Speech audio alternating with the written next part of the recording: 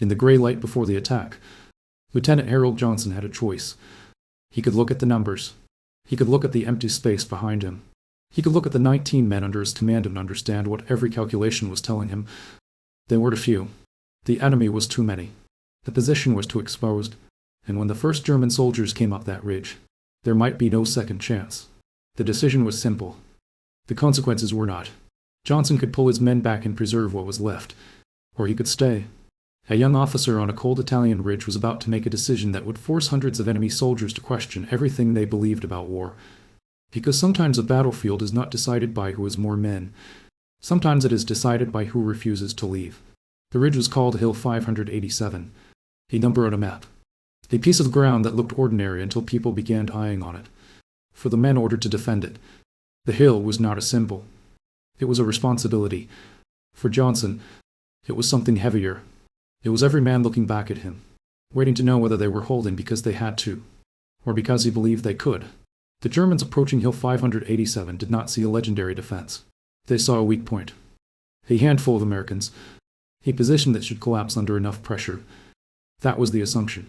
And assumptions are dangerous because they feel like facts before they are tested. Johnson knew what was coming. He knew the enemy had more men. He knew the ridge could become a trap. But he also knew something the Germans did not. A position is not held by dirt and stone. It is held by people. And before the first shot was fired, Johnson made his choice. He decided his men would stay. That decision changed what Hill 587 was. Before Johnson made it, the ridge was only terrain. Afterward, it became a test. The question was no longer whether the position was worth defending. The question was whether the men defending it could become stronger than the situation around them. Johnson did not have the ability to create more soldiers. He could not change the enemy's numbers. He could only change what his small force would do with the ground they had. So he walked the ridge, again and again. He studied the angles. He studied the distance an enemy soldier would have to cross. He placed each weapon where it mattered. He turned 18 frightened men into something organized, something deliberate, something the Germans would struggle to understand. The decision was not to fight harder. The decision was to make every man matter. And now the Germans were coming. Captain Ernst Richter believed he understood the situation. He was not an inexperienced commander. He had spent years in combat. He had seen armies collapse. He had seen positions fall. And everything about Hill 587 suggested the same outcome. A small American unit. Limited support. An exposed ridge. A direct assault should be enough. Richter made his decision. He would take the hill quickly. The attack began with the confidence of a commander who believed reality was on his side. Mortars struck first. The ridge shook. The Americans disappeared beneath smoke and dust. For a moment, it seemed like mathematics was winning. Then the American rifles opened fire. Not wildly, not desperately, controlled, precise. The German soldiers climbing the slope expected resistance. They did not expect coordination. They did not expect every movement to be answered. They did not expect the men on the ridge to already know where they would appear. The first assault stopped. But stopping was not defeat. Not yet. Richter had another choice to make. He could accept that something was wrong, or he could believe the first failure was only temporary. He chose to continue. The second assault came with more pressure, more mortar fire, more men, more certainty from the German side that the result would be different, but the result was the same. The Americans held. For Johnson, the problem was changing. The enemy was no longer the only threat. Inside the American positions, another battle was beginning. Ammunition was limited. Men were wounded. The ridge was damaged. The reality of their situation was becoming impossible to ignore. This was where leadership became more than giving orders.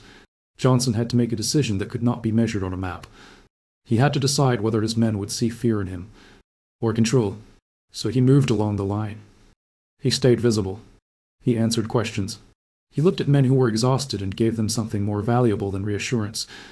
A reason to believe the next minute was still possible. Johnson chose not to hide from the responsibility. He carried it where everyone could see it. And the Germans were preparing to come again. Richter now faced a problem he could not solve with the assumptions he had started with. The position should have fallen.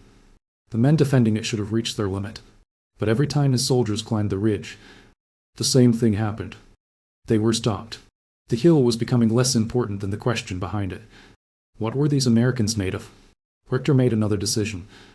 He would increase the pressure. More men. More preparation. One more assault. The logic was clear, and a force should break any defense.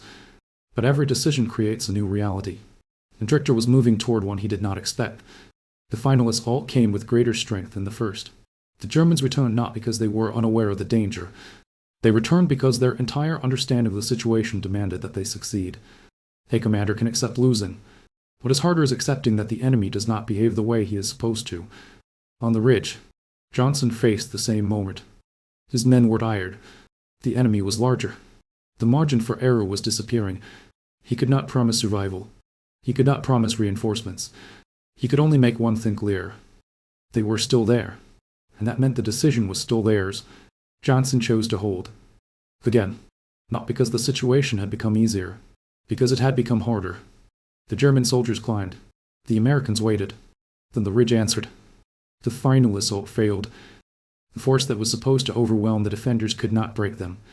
Richter had reached the point every commander fears, the moment when continuing requires ignoring what reality is saying. He had to choose. Send more men into a fight that was no longer following the rules he understood, or accept that Il-587 would not fall. He chose to withdraw. The battle ended with the Americans still on the ridge. But the most important decision had already happened hours earlier. It happened when Johnson decided to stay. Afterward, the Germans tried to understand what they had encountered. They studied reports. They counted casualties. They searched for a tactical explanation. But the answer was not hidden in weapons. It was not hidden in numbers. It was hidden in a decision repeated by every man on that ridge. Stay. Hold. Continue. The Germans had attacked a position. What they discovered was a commitment. Harold Johnson returned home after the war. The ridge followed him quietly. Not in speeches. Not in stories he told every day. The young officer